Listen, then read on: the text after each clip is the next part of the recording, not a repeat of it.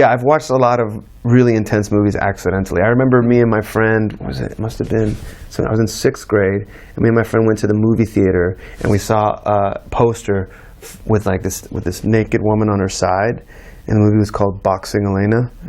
And we're like, yeah, let's go sneak into this movie. There's definitely gonna be boobs in it. And so we like bought a ticket to I don't know what, and then snuck in. And we're like, yes. And then it started, and we're like, what the fuck is this? Because then like they start cutting her arms off and her legs, and it was very freaky. What was the one actor that happened to you on that you couldn't look past it at first? You were just so nervous about. I actually almost had the exact same conversation with Russell Crowe when I went to do Robin Hood, because we like went out to get a drink afterwards, and I go, I just wanted to tell you how much I loved Romper Stomper and how much he played like this crazy skinhead. He's like, oh, thank you, and I go, and then LA Confidential was just, and he stopped and he goes, that's okay, yeah, we I got it, and he's like, let's just have a beer, and I was like, okay, sorry. It was pretty funny. It was almost exactly the same thing. That's awful. My big cinematic crush was when I saw King Kong with Jessica Lange. Yeah, it was bad. It was like my dad had just gotten a computer, and so I printed her name out in every font, just the name and all the different types. And I would like dream about her. It was heavy. It was heavy, and I would have it was like it hurt. 2 years ago, 2 years ago, I knew I was going to do a movie with her, and so I was like, just wait to tell her. Just don't tell her right away, because it's going to be strange. And within 30 seconds, I was like, I had the biggest crush, and I wrote your name in every font. You've recently been compared to Al Pacino, and I agree. There's a very Short. No, there's a familiar quality about you. Have you ever met him? I have actually. Yeah, he's one of obviously my idols, and I've watched his movies so many times. I've told my friends how much I love him, and Jessica Chastain, who we did A Most Violent Year together. Of course. I knew that she had worked with him, and so I was, I would talk to her like, what was he like? Tell me about what he said. Did you learn things? And so when I was in London doing Star Wars, she was in London, and she said, okay, I'm going to dinner tonight. Al's going to be there. I'm like, Al?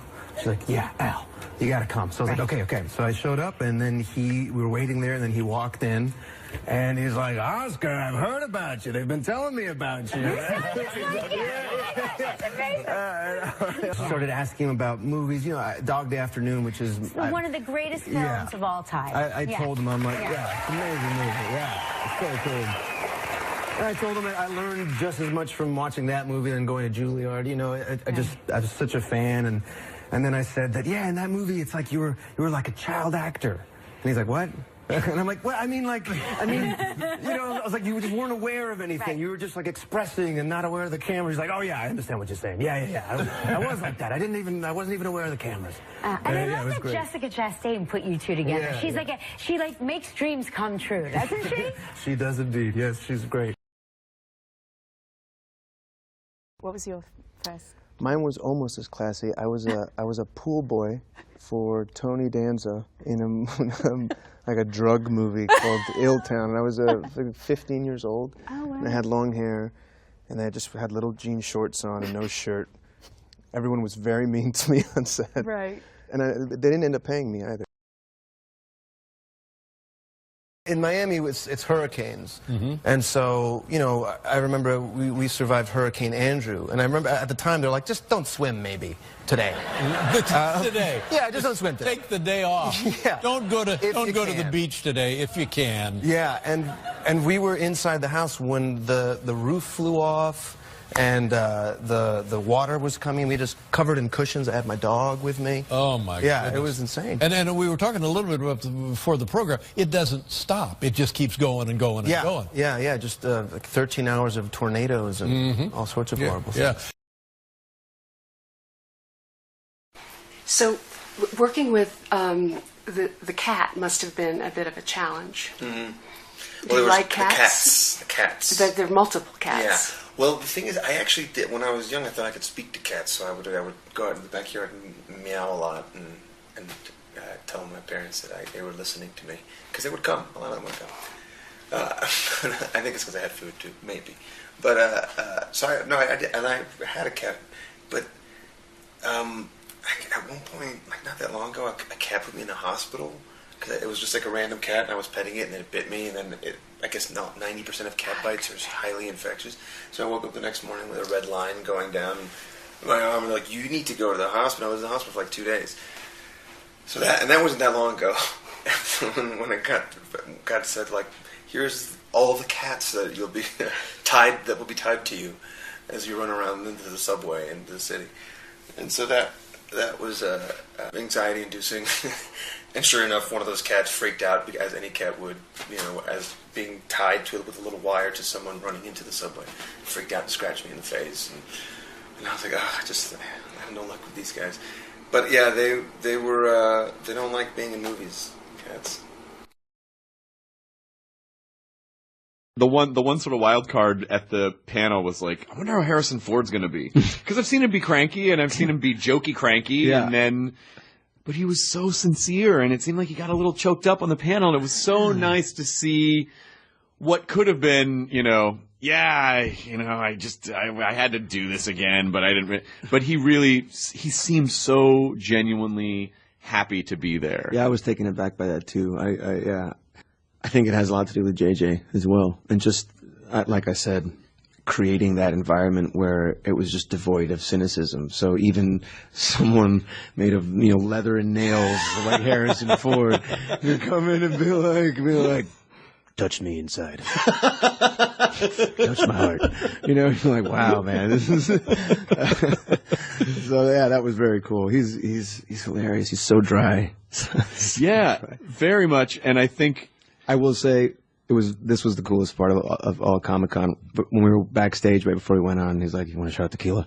And I took a shot right out of his little flask. Oh, it was so cool. I was like, "Are you serious?" Yeah. You're just like scraping your lips and like putting them on a little slide. I've trapped some of his DNA. Let's recreate him in the lab. I know. I was a big fan. Not just you, but your whole family. The entire family was obsessed, and still obsessed with it. And what would you do? So you guys would like make a real event when these new movies came out? Yeah, every new movie we'd dress up like characters. So I mean, these are grown-ass people doing this. Right. Yeah. There you go. Yeah. And so did you dress up, or were you over Yeah, you it? have to. You have to go and do it, no matter what. So what did you dress up as? What character? Well, I went for functionality over form. Gotcha. So I went with the Gonk Droid. A Gonk Droid. Now, we actually have a photo of a Gonk Droid. The most badass Gonk Droid you can imagine. This is not a good costume, Oscar. What did you wear? What did you wear to look like the Gonk Droid? It's a box. So you just put a box on? You just put a box and some gray shoes on and you're done. Is your family disappointed when you show up? Because no one, when you open the door, no one's like, oh, the Gonk Droid! Look, someone's got to be the Gonk Droid. That's true. Someone's got to. Your family's big enough that you have all the characters covered. You got them all. Yeah, you got a Gonk Droid. Yeah, you can't have like 5 Darth Mauls, Exactly. Yeah. In between things, I'd get some good Harrison Ford moments. I remember, for me, the hair was a big thing because it can be very curly, and they wanted it not to be too curly, and there was a lot of adjusting of the hair and getting your hair or his hair? No, mine. Oh, okay. And I remember one time I was standing there, and I felt somebody just here staring at me, and I look, and it's Harrison, and he's just looking up at my hair, and he's like, wig. And I said, excuse me? And he said, you're wearing a wig. And I go, no, it's my hair.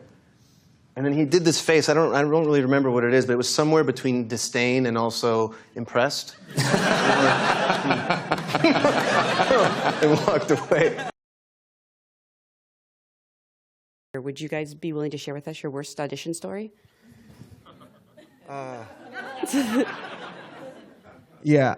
Yeah, I won't say the name. All right, I'll try to make it quick. Yeah, so it was a movie that actually never ended up getting made, and I auditioned for the director, and he's like, "Oh, fantastic! It's wonderful! It's so great!" and hugged me and everything. He's like, "Okay, we'll get in touch." Then I got the phone call that they were going to fly me to L.A. to audition with the main actor, who's a big actor, and it was for like a DA in Mexico or something, and so I walked in. And the director's just kind of sitting in the corner, kind of scared. And then the main, the actor's like looking at my resume, just like it doesn't even get up. And I'm like, hi. And he's like, so Guatemala, huh? And that's where I'm from. And I was like, yep. And he goes, interesting. And then and I was like, okay, all right, maybe there's like a mind game going on here, so whatever. So then like I did I did the audition, and he goes, okay, can I grab the camera? And he goes, so on the when we do this, there's going to be cameras everywhere. And I was like, yeah, I know.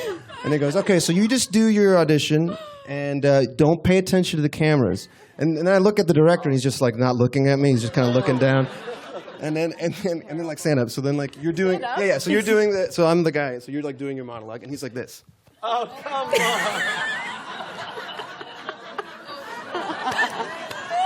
And I'm just trying to do the thing that way. And so then the audition ends, and like we also did like some improv where like I kind of kept improvising. Then he got all cut up, and he's like, "Oh, you got me there, nice one." And then they're like, "Okay, thank you." And then the director takes me out, and he's like, "Hey, so sorry, but thank you." He's like, "Could you hold on 1 second?" And I'm like, "Sure." And then I see him and the actor go behind like a sliding glass door, and I just see them going. And then he just walks out, and he goes, "Thank you, thanks, thank you, thank you." Yeah, that was my worst audition, I think.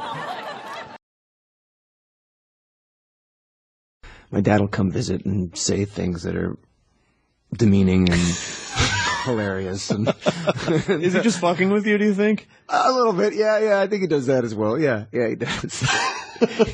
But he helps me a lot too. He's a smart dude, and so with Ex Machina, for instance, amazing movie. I sent it over to him, and we would talk about it. And I remember he got really hung up. 'Cause he's a doctor, and he got really hung up on how we described the robot's vagina. Right. And because in the script it was described as there's a cavity between her legs, and he's like, "That's horrible. It's a horrible word. Cavity. You don't want to call it a cavity." And I was like, "All right, well, what should we call it?" And so we like went through all the different words we could use to describe that, and so we came up with an opening, which seemed like that was a nice kind of way to describe that. And Alex was like, "Yeah, that's good. All right, so we'll call it an opening." And so we did it, and I was like, "Dad, what'd you think?" He's like, "Yeah, it doesn't matter. It's bullshit." But we spent all the time. We did what you wanted to do. And he's like, "Yeah, I don't think it's gonna work." And he's up there. I mean, I'm like, I still have 3 weeks of shooting. Dad.